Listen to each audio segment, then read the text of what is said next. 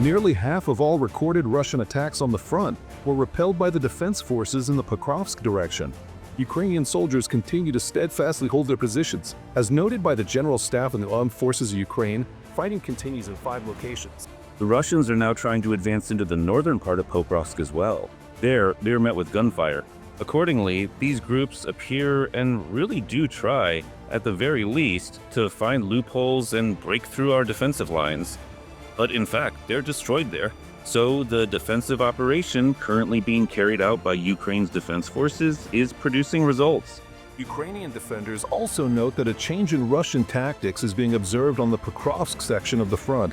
The invaders have gone back to single infantry attacks and, for now, are not using armored vehicles for assaults. They send 1 or 2 soldiers forward at a time in camouflage suits, trying to build up forces for an offensive this way.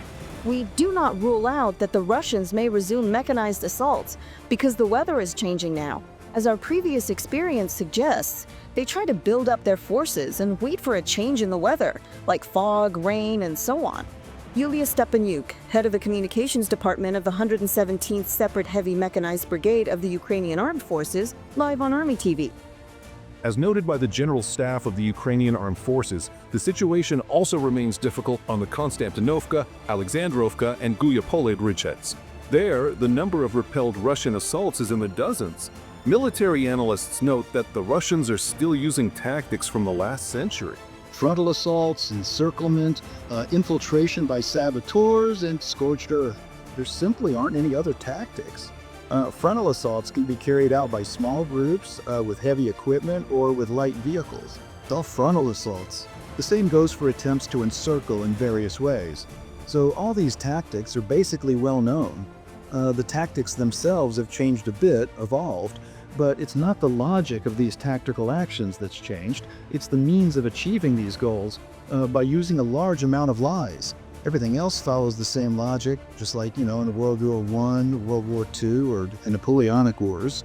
Special Operations Forces demonstrated a successful clearing of a forest area in the North Slobozhansky direction. The fighters note that thanks to coordinated actions, the Special Forces carried out the operation quietly, precisely, and professionally. The result? Enemy infantry eliminated. In just one day, the Defense Forces eliminated 960 Russian occupiers along the entire front line. Thus, since the start of the full-scale invasion of Ukraine, Russian army losses have already exceeded 1,160,000 soldiers. Ukrainian defenders also destroyed 13 Russian artillery pieces, a multiple rocket launcher system, nearly 300 operational tactical level drones, and more than 40 vehicles.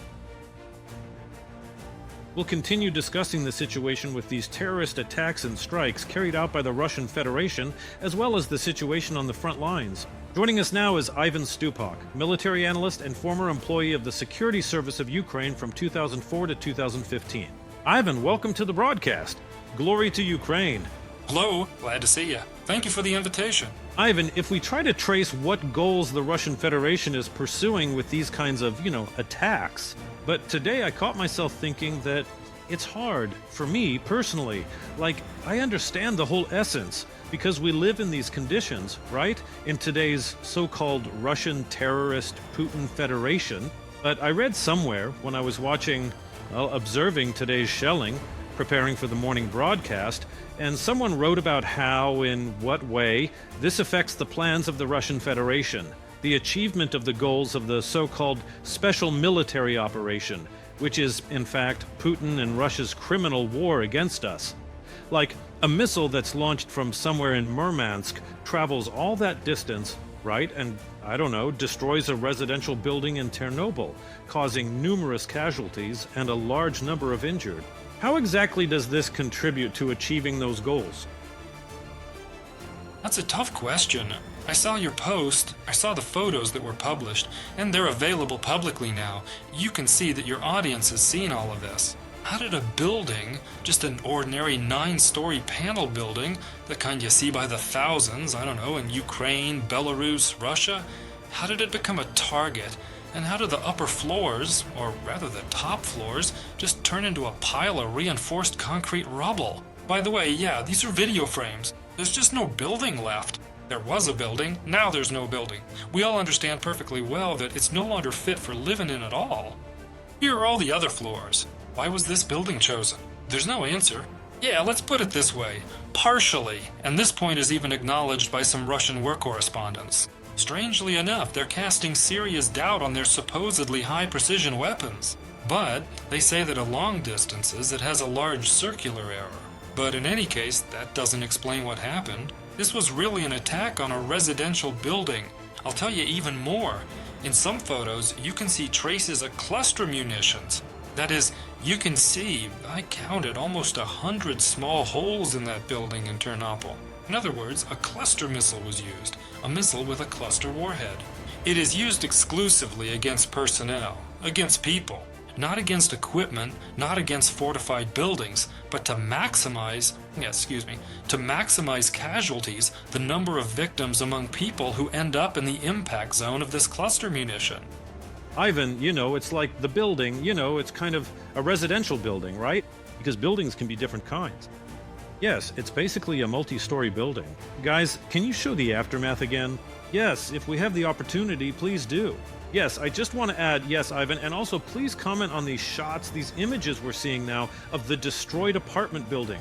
These should be shown to every bastard who goes on air and says, those Russian propagandists who claim, we only target military sites. We're so great. We're destroying and taking out Ukraine's military-industrial complex. Frankly, sorry, but I can't find a better word than scum, even though that's the polite version. Even, I think, a certain author, beloved by all Russians, once asked through his main character, am I a trembling creature, or do I have the right? Well, in my best, most cultured Russian, I call you scum. Because, well, this isn't a war. It's basically, it's essentially a terrorist act. This is the so-called Second Army of the world.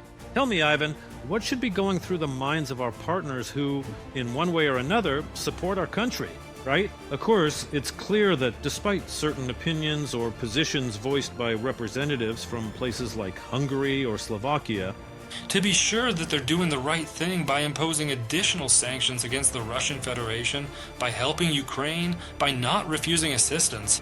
Although, as you rightly said, Viktor Orban both hints and openly says that Ukraine shouldn't be helped anymore, that aid should be stopped, and then the war will end on its own.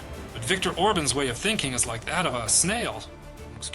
He thinks that, yes, Ukraine will cease to exist, but this won't affect Hungary in any way, because supposedly Hungary is friends with the Russian Federation. But the Russian Federation has no friends. They have temporary allies. If tomorrow, for some reason, this ally becomes unprofitable, uninteresting, or uncomfortable, it will cease to exist, either in the media, as a result of Novichok, or due to some active intervention by the Russian Federation. So once again, Viktor Orban and Mr. Fico simply need to think many, many steps ahead. Yes, by getting not almost, but actually quite cheap Russian oil, they've basically been hooked on the Russian Federation's needle. All the other countries are refusing. All the countries, civilized countries, are refusing to cooperate with the Russian Federation wherever possible. Once again, we understand that over 30 years of independence, the Russian Federation has become deeply integrated into the European economy. You can't just throw them out like that. We understand that France literally just recently sent a new batch of radioactive waste for disposal on the territory of the Russian Federation. So you can't just cut it off all at once. But in the main areas, of course, we need to stop, because the Russian Federation's main export isn't Pushkin, ballet, or, some Leningrad chocolate. The main export is violence, and the Russian Federation has nothing else to offer this world anymore. About the means that Russian terrorists used during today's attack, let's maybe talk in more detail about how we can try to strengthen our air defense, considering the negotiations that Ukrainian representatives have held and are holding in different countries. Preliminarily, a Russian K-101 missile hit a multi-story building in Ternopil. This was reported on air by Yuri Ignat, the head of the communications department of the Air Force Command, on one of the Ukrainian TV channels. Let me remind you, as of now, there is updated information. 16 people have died as a result of the combined strike by the Russian army on Ternopil. And it turns out that there were 64 people injured. Among them, more than 10 were children. Let's listen to Yuri Ignat and then continue our conversation. Preliminarily, a Ka-101 missile hit the building. We'll keep watching. This is not the first time Russia has hit residential buildings with missiles in densely populated areas. The very use of such means of destruction, both ballistic and cruise missiles, against cities with hundreds of thousands of residents is already terrorism, the consequences of which must be documented and submitted to international legal institutions. Yuri Ignat, head of the Communications Department of the Air Force Command of the Armed Forces of Ukraine. Ivan, if we're talking about strengthening air defense, what points would you highlight, considering the information we're now receiving about negotiations and signed agreements under which Ukraine's air defense is supposed to be reinforced? Here we're talking about the agreement with the United States, essentially a technological operation, I would put it that way, which should lead either to the modernization or maintenance of Patriot systems. We're also talking about possible deliveries of aircraft. Obviously, this is more of a long-term prospect, but still, we can already specifically talk about, let's say, the implementation of support from the United Kingdom, which, one way or another, is helping us both with drones and with shooting down those same Shahed-type Geron 2 drones. Please, Ivan. Just a couple of words about this attack. It happened early in the morning at 7 o'clock. That is, it's 7 in the morning. I just want your audience to imagine where you are every morning at 7 o'clock, what you're doing. So people are waking up, getting up, going to work, to school, and then something like this comes flying in. Excuse me, and not just one of them. There were a lot of them, and they hit residential buildings. This is just for understanding, for awareness. So it happened early in the morning. Regarding strengthening air defense, a lot has been said about this. Unfortunately, all our Western friends don't have enough systems to provide for Ukraine. There isn't enough missile production to meet all of Ukraine's needs. But what's interesting is that there was news, reports that an American delegation from Raytheon and Lockheed Martin would be upgrading the missiles and systems that Ukraine already has in service. I mean the Patriot systems, so that they become more modern and can more actively and effectively intercept Russian missiles, cruise, ballistic, even those that have been upgraded and changed their trajectory during the final stages of flight toward their targets, making it difficult for the Patriot to shoot them down. So that's a plus. Second, the SAMP company, or rather the company that manufactures the SAMP systems, which are Franco-Italian air defense systems, will provide Ukraine with practically the very first unit, the most advanced one available. It's still considered almost experimental, a new type, a new model that can shoot down ballistic missiles. The idea is to test it directly in combat conditions, to understand all the pros and cons of this system, quickly turn any cons into pros, and set up rapid production of these systems to supply Ukraine, because the American side can't always be relied on as a partner. We understand that we can only really count on those countries that are as close to Ukraine as possible, primarily because of the logistics of delivering the systems, the components, and most importantly, the missiles themselves. Because as far as I know, only about 800 Patriot missiles are produced per year, and the Russian Federation launched 40 missiles in just one night. In a single night. And in the month of October alone, they launched 278 missiles of various types at Ukrainian territory. So this gives you an idea of how many missiles we need every month. Ivan, just one last comment from you.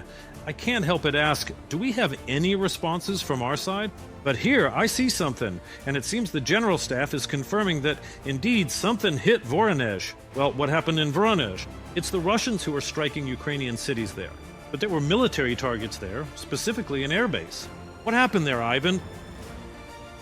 Look, from what we know, it's a base, the Bogolovo training ground, if I'm not mistaken, about 200 kilometers from the border with Ukraine in the Voronezh region.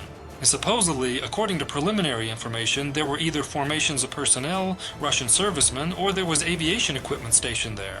I can't confirm or deny it right now, but the use of Ukrainian cluster munitions, 4 ATACMS missiles that were launched, suggests they were trying to hit something very vulnerable, either personnel at the training ground or aviation equipment. So definitely not against large stationary targets like, say, headquarters or bunkers, because cluster munitions are used exclusively against something very fragile. Ivan, thank you. Well, we'll be waiting for more details. I think we'll find out soon. Yes. Even if there isn't an official confirmation from the General Staff of the Armed Forces of Ukraine, I would recommend keeping an eye on publications and the certain outcry we're seeing in Russian social media in the next few minutes or hours. Thank you, Ivan, for the conversation. Thank you for joining our broadcast. Ivan Stupak, military analyst and employee of the Security Service of Ukraine from 2004 to 2015, was with us live. Every voice matters. Join our community, support independent journalism and help us bring you the truth from Ukraine. Become a member of Ukraine Today. Join us now.